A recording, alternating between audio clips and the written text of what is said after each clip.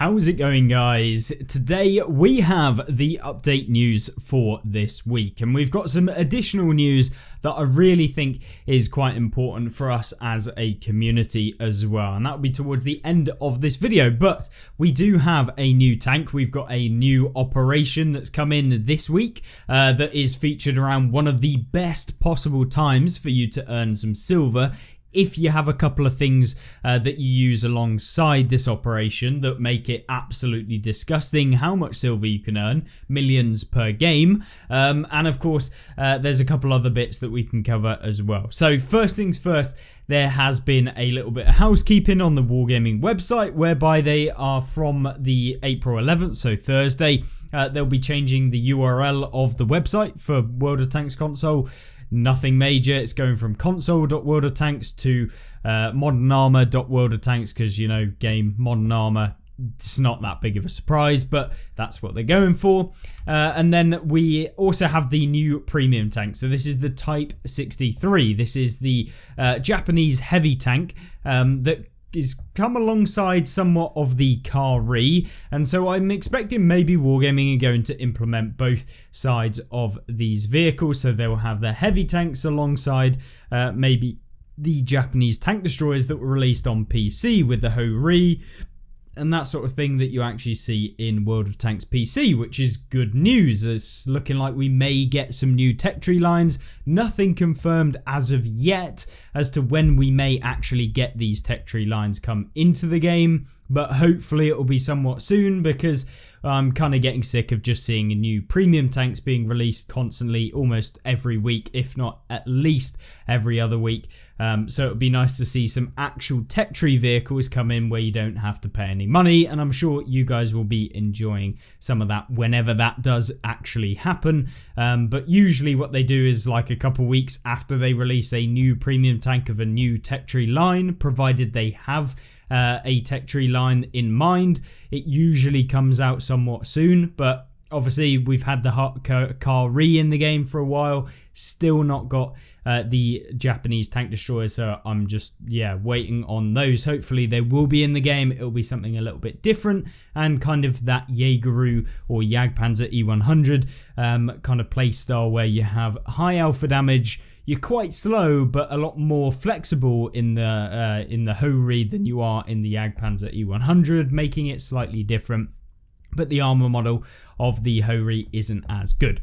But the Type 63, it is a hold down beast. However, it does sacrifice a ton, including its damage per minute. It's awful, alongside the frontal upper plate and lower plate being god awful as well. Like, you just genuinely won't bounce. The hull armor is just terrible, but the turret is where you can actually bounce quite a lot and use the gun depression that this tank gets. It gets a siege mode mechanic, so you can essentially lower down the front of the vehicle, raise up the back of it, and get increased gun depression. So if you've played any of the Swedish medium tanks or any of the Swedish TDs for that matter, it's kind of the same thing, except this one's a Japanese vehicle. So that's always good. I like that.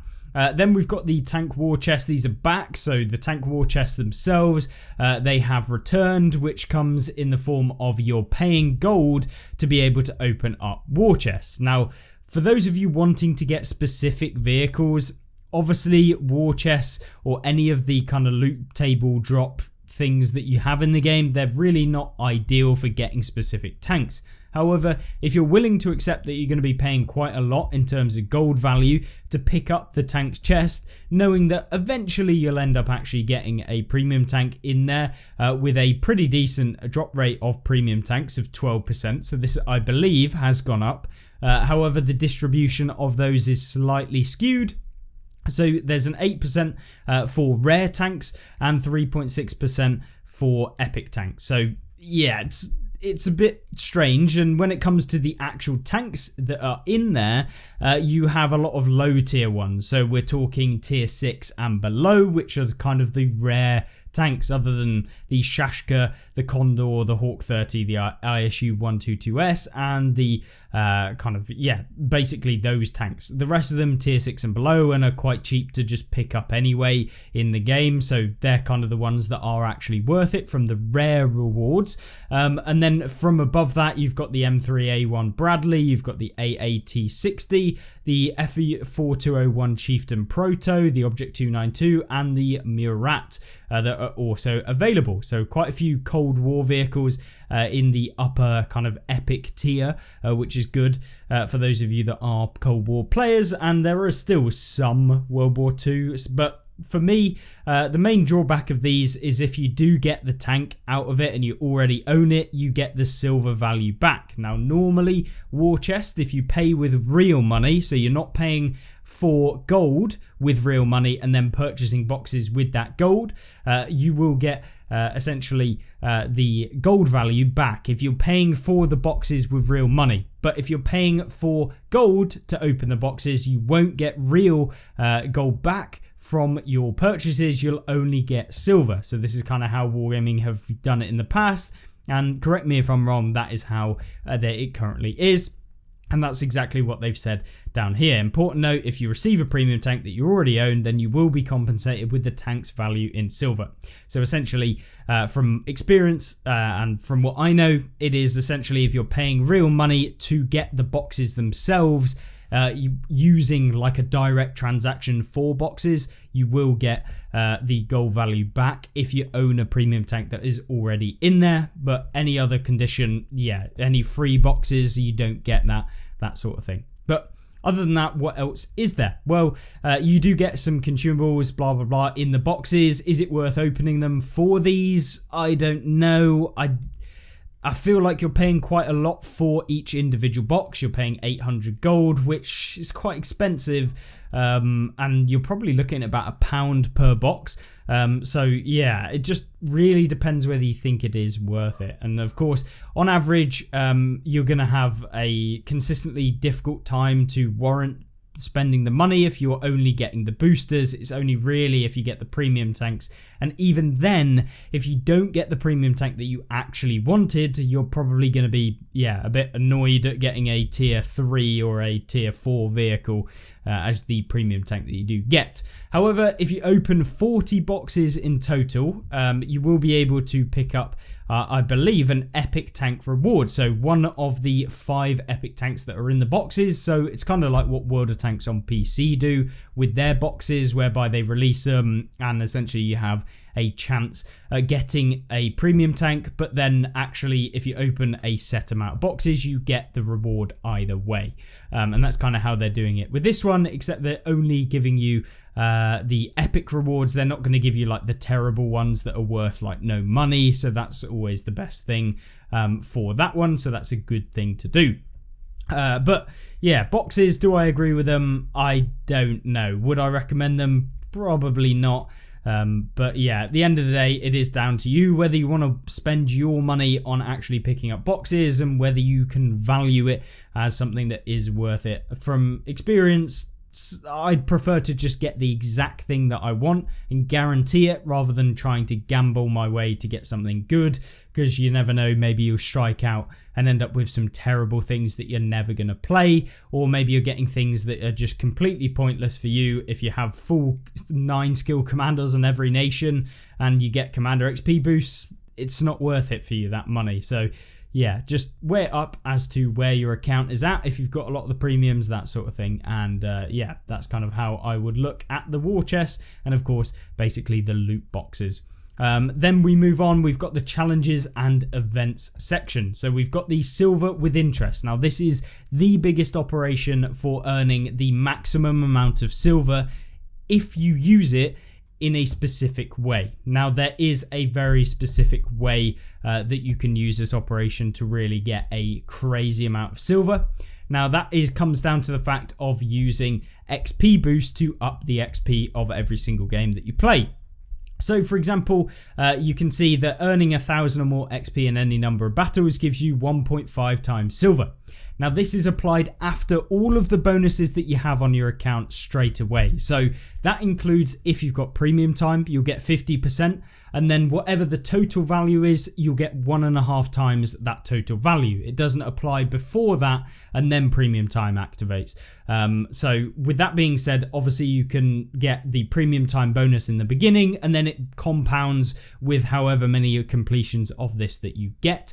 It is a repeatable operation. It's constantly on for the entire week until next Tuesday. So when you're watching this, it's available until next Tuesday. So just be aware of that. Make sure you're farming the game for silver. You can play any tech tree line that you want and be able to earn money essentially. Even if you're firing exclusive premium, most games will earn you money.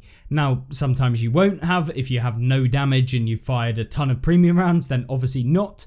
But if you have a decent game, an okay game, a pretty bog standard average one, you'll probably still make quite a bit of silver if you reach over 1000 XP in that game. And if you've got premium time, it's quite easy to do that. And of course, a win basically guarantees you that if you're on a winning side and you've actually participated in the battle and not just camped at the back the whole time. But of course, how do you actually use this to your advantage if you want to maximize this event? Because 1.5 times silver is nice, but it isn't going to break the records as to how much silver you're going to get, obviously. So if you want to actually maximize how much silver you can get, you want to be using any of your XP boosts. Now, you don't have to play a premium tank, but if you do play a premium tank, then you can use that as an additional bonus to earning more silver, and then it gets compounded with the event kind of thing. But obviously you can still play tech tree vehicles and it will just be as good. You'll just earn slightly less silver, but of course you're progressing through the tech tree line. So when you're using vehicle XP boosters, which is the only thing that really matters for this operation, it's purely vehicle XP boosters. So I always put on my ×5 vehicle XP boosters when this event goes live. So if you have any ×5, ×4, ×3 times, ×2 times, ×1.5, any XP vehicle XP boosters that you have, I would suggest putting them on. And if you are grinding through tech tree lines, now is an amazing time to contribute both the XP as well as the fact that you're getting silver at the same time. So you're doing both things super quickly and earning a ton of silver. So then you're going to be able to buy every tank whenever you unlock it, and you're doing it much quicker. So this is something that will save you a ton of time in the long run, and of course gets through the mundane thing of playing some premium tanks in this game. So that's kind of how you can use it. If you want to maximize it as much as possible, then you will want to be playing Cold War because it just earns a little bit more silver. You want to play a tank with as high silver earn rate as possible, which you can find out in the detailed statistics page of the tanks themselves, and it will tell you 50%, 55, 65%, all the way up to 70% if you're looking at the World War II Ragnarok, the Hydra IS-6 and the Minotaur KV-5. They have the highest boosts, at least in terms of the Crimson tanks, which are on World War II. But Cold War, I believe it's 65% is the highest so far. So yeah, you can definitely earn a ton of silver from having that boost onto your account as well if you're wanting only to earn credits from this operation. But you are going to have to use your XP boosters if you want to take advantage. I don't think we've actually covered why it's good to use your XP boosters, but obviously it's because you can then multiply your XP in the game, which actually counts towards this operation. So you can complete this operation, say if you get 1000 XP dead on in the game, what will happen is you actually get your ×5 XP boosters. It's going to times your XP to 5000, and this is a repeatable operation which will complete 5 times in that game. So you'll get 5 lots of 1.5 times silver, which ends up being 250% extra silver in your game. Kind of use that with a ×2 silver booster. You're going to get 450% silver every game. With a premium account, you're going to get 50% more silver, which is applied before all of these boosts go on. So it will be, say you have 100k to begin with, then it goes to 150k with premium time. Then you times 150k by 4.5, which gives you like 900k or something like that.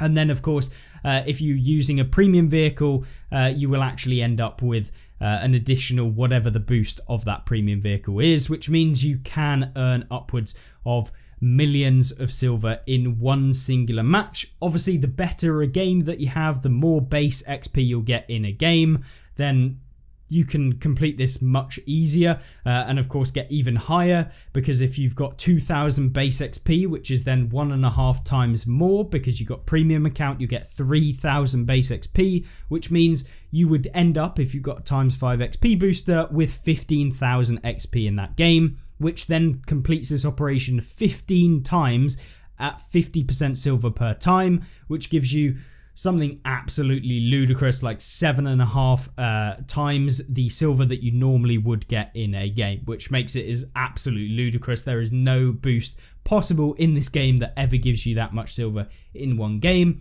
and because you've had an excellent game, it's going to get times a very good silver value in the first place times a huge silver bonus. So that's how you can end up with 3 million, 4 million silver a game, and that has been possible before they nerfed the kind of silver earn rate in Cold War. Obviously after that it's going to be slightly lower, so you still earn a ton of silver, but just considerably lower than you used to be able to. So with that out of the way, I thought it was important to look at, and so you guys are keep informed. It is the best silver event, but it does take you to actually use XP boosters to use it properly and make the most of it. Now, there is the on-track UK heavies, which include the Vickers Medium Mk3, so these are the tier 3 to tier 6 vehicles, leading up to the Super Conqueror, the FV215B and the Chieftain Mark 6. You'll get a 25% vehicle XP bonus on every single tank in the line, and you'll also get a 50% silver discount on all tier tanks in the tech tree line leading up to the Super Conqueror, etc. For tiers 3 to tier 6, and a 30% silver discount between tier 7 and tier 10. So great time to use that silver that you've earned from the operation on purchasing these tanks if you haven't already got them, or if you want to try them out again. Now, of course, chest earner. You've also got the operation, which is available until the 4th of June, where you can earn a tank war chest. You can do this essentially 1,000 damage in 10 battles. You'll earn a tank war chest. You can get it 3 times in account, and that means that you're going to have 3 chances of getting a premium vehicle for free, and so you'll just have to deal 1,000 or more damage in 30 battles to finish this one off. And of course you got about a month to be able to do it, so I'm sure many of you will be able to complete this one, which is good. It's just an extra bit of XP boosters, you know, Commander XP, and potentially a premium tank as well. Then we got the sales for this week: the SU-122-44, the Somua SM, the FE-4211, and the MBT-70. Kind of key ones for this: SU-122 I love, I find it so fun, and of course the FE-4211 is a bit of a clubber, and then we've got the Somua is actually a good one as well. MBT-70, it is a bit weak, to be honest, from my experience of playing it, but maybe you'd disagree and let me know in the comment section down below. Moving on, we've got April tank of the month. It is the Senlac. This has been available since the beginning of April, so nothing new here, but it is available for essentially $9.99, I believe. So yeah, you get the tank itself, 850 gold, 3 days of premium, and 1.5 times silver boosters, and you get 10 of those, which I think is actually a reasonable price for $10 in terms of what Wargaming offer vehicles for in the game. Is it actually a reasonable price? I don't know. You guys can make that up in your own minds. Then the weekly sales that we've got 1.5 times silver boosters at a 53% savings, which I guess if you want to take advantage of silver right now, then it could be worth it for you, but weigh it up against how much you want to spend on the game, and just don't go overboard with spending on this game. I think we know why Wargaming are a multi-billion-dollar company, and yeah, it's some of the things are very expensive, and it really isn't worth it for a lot of stuff in this game, as you can have so much more fun playing some of the free stuff, whereby even I don't actually spend that much on this game, and I literally do content for the game. So just, you know, you don't have to spend money on this game to actually make it fun, so just be aware of that. But yeah, it definitely saves time if you are interested in purely saving your time, and your time is worth more than the money you're going to spend on the game, then maybe it's worth it for you. But yeah, just please be aware that some things on this game are extremely expensive, and I hate to say that they're decent value, because a lot of the time you kind of find yourself actually trying to justify how spending £30 on one tank is a reasonable price, considering all of the other tanks are like £50. Yeah, I mean, that is a crazy situation that you're saying a good price is £30 for one singular tank on a game.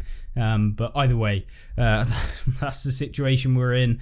And unfortunately, the prices of these tanks are just crazy expensive. And that's just been Wargaming's meta since the beginning. But either way, heightened protection loadout, all of these loadout stuff, not worth it in its entirety. These are all silver things. Essentially, they're giving you specific equipment, charging you the silver value for this equipment. Yeah, it's never worth it. Just buy some XP boosters, play Cold War for a little bit with the new silver operation, and just buy the equipment that you specifically want, because a lot of the time in these things they give you like pieces of equipment that you're just never going to use, or just are not good pieces of equipment in the first place. Like the first time I'd ever used advanced repair system was literally in the video with the T95 we did recently. That was the first time. It's just a terrible piece of equipment for most things, and yeah, having that and you're paying money for it, not worth it in its entirety at all. I'd much rather just buy some silver and pick the things that I want. And yeah, if you actually want to be most cost efficient, just buy some silver boosters and play Cold War with a couple of games in the best premium silver earner that you have in the new silver event. And trust me, you'll earn like probably the same amount of silver in one game as all of this equipment combined, and it'll probably cost you like 5 times less. So yeah, just avoid these at all costs, in my opinion. I think these are like a terrible bundle. I don't get why Wargaming do this, but yeah, they should really just create this as like a sale for silver in the game. That would be much better, in my opinion. So they're not making money off of it, but they are providing value to people who maybe would like to pick this equipment up without paying a ludicrous price for something that you could just get much better stuff for the same price. Either way, we got the Sentinel skin for the Super Conqueror, so it's on track, and you've also got the skin, which will be at a 50% discount, but you have to earn 20,000 XP to unlock that discount. Then you've got the Bison T103. This tank is, it's a love-hate relationship. It's a high alpha damage tank, but it is, yeah, it's an interesting tank because its armor doesn't really work. It can work, but only on specific parts of it. Anyone that knows what they're doing will pen you every time. It's huge, it's chunky, it's slow. It's a bit of a weird one. But fun either way. I like playing the Bison, but as I say, it's a love-hate relationship. Some people will love it, some people will hate it, and hopefully if you do purchase it, that you won't end up hating it. Of course, then the celebrations are still going on. You got your Commander War Chest, blah blah blah blah blah, including long haul, that sort of stuff. So that's all the basic stuff. And the final bit of the video then is probably one of the more important bits in terms of the community aspect of World of Tanks console. So as some of you may already know, TKane will no longer be participating in any Wargaming streams, anything to do with Wargaming. There is no affiliation at all anymore. So yeah, very very unfortunate, and yeah, I definitely hope and wish him all of the best with regards to whatever he decides to do next, and of course whatever opportunities come his way. I hope that he has a fantastic time. And yeah, I really did appreciate his transparency and his clear kind of communication with us as a community, both accepting that there are faults with the game, and conveying messages from us to whoever is taking the feedback and trying to implement it into the game. Whether it actually gets implemented into the game, I don't know. And probably less so, but at least there's someone that was fighting our battles, and of course with Teak actually disappearing, there now steps in KB, who will now be taking over from TKane, and of course with her stepping up, she will now be the new community manager. for World of Tanks console or World of Tanks Modern Armour, whatever you want to call it, blah blah blah, it's the same thing. But either way, KB will now be taking over as the community manager. So yeah, I wish it all the best. Congratulations. I hope that it fares you well. I hope that hopefully it's not too stressful having to deal with all of the social media stuff that you've been doing, as well as now having to do all of the community side as well. I'm sure that is going to be a lot on your plate, but hopefully it's enjoyable, rewarding.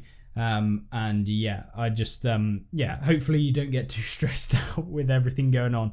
And we know what the World of Tanks community, as I'm sure you guys watching are like. We can be how do we say, very, very blunt with our criticism and feedback, and of course that's where I think actually providing constructive feedback, where it's not just F this and F that and this is blah blah blah, but also remaining a very much a direct, like, no, we do not like this, a definite we don't like this.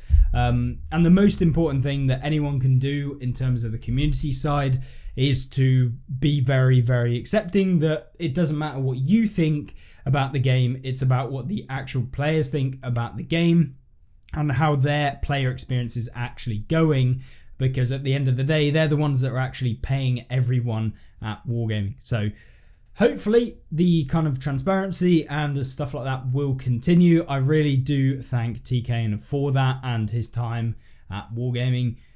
So yeah, yeah, it's a shame to see him go. Anyway, maybe he'll come back on the channel. I'd really like that. I think it would be cool to see him back. Maybe we'll have a Tanking with TK on the World of Tanks Eclipse channel. Maybe. I don't know. It'd be fun to have it on. But yeah, either way, that is basically it in terms of the community side. I am working on a video to discuss some of the things that I've been finding really, really painful recently with the game, some of my gripes with the game, and also some of the things that I feel like everyone should know about the game before they A, either start playing, B, are playing, or C, thinking about getting back into playing the game.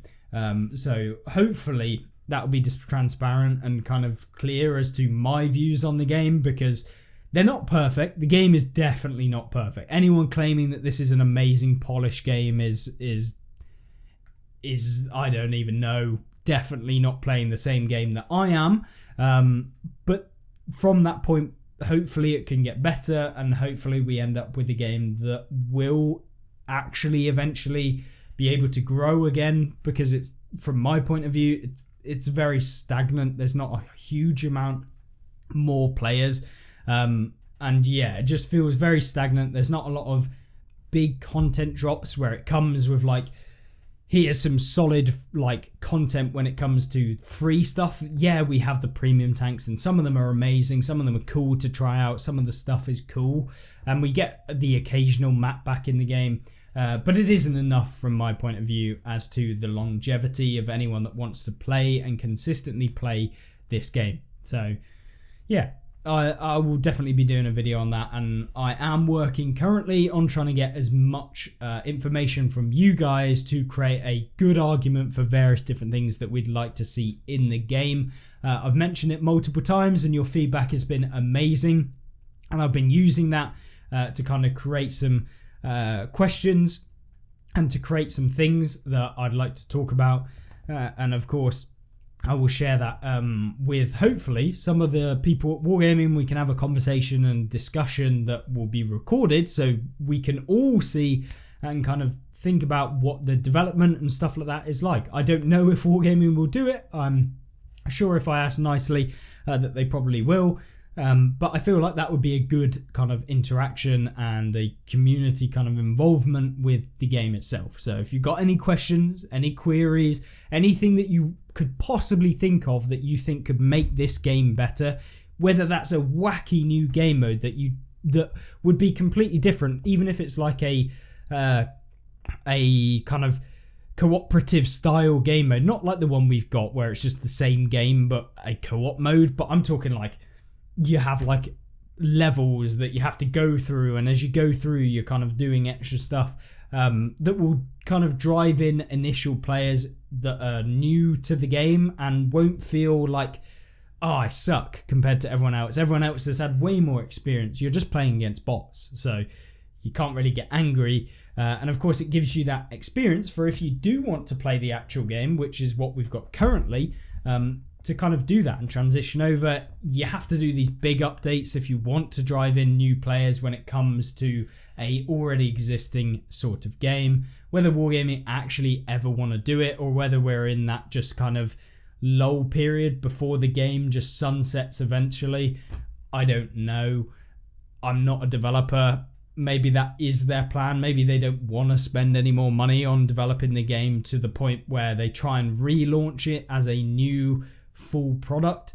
I don't know. I don't have the answer, and I very doubt that we will ever get the answer to that question until the time actually comes where either the game ends or we get a surprise update that is huge and revolutionary, which I hope isn't a surprise, because it'd be nice to hear about it before and give our suggestions as to how to make it the best as a community. But yeah, hopefully you guys enjoyed this video. Once again, a huge thank you to TKane for his I guess transparency, and for him just genuinely being an amazing community manager. I don't think he could have done a better job when it came to engaging with the community itself and us in particular. And of course, from the CCs, I know myself and Ricky have very much enjoyed spending time with Teak, and of course communicating with him and talking about the game and sharing criticisms of the game, and of course positives of the game, and just what we think could be good for the game. And of course, hopefully that continues with KB, and hopefully we'll see the same sort of development as we go through. But other than that, hopefully you did enjoy this video. If you did, like it, and of course subscribe if you're not already. And if you want to support me directly financially, so I can do what I do for you guys, then feel free to either use the join link as a member to the channel. I don't often do this, by the way. I'm just saying that it is there for anyone that does want to do it. Or you can use the links in the description that just tip to me. But yeah, either way, I really appreciate anything and all of the channel members that we have already, as well as just you watching. I mean, that's the core thing.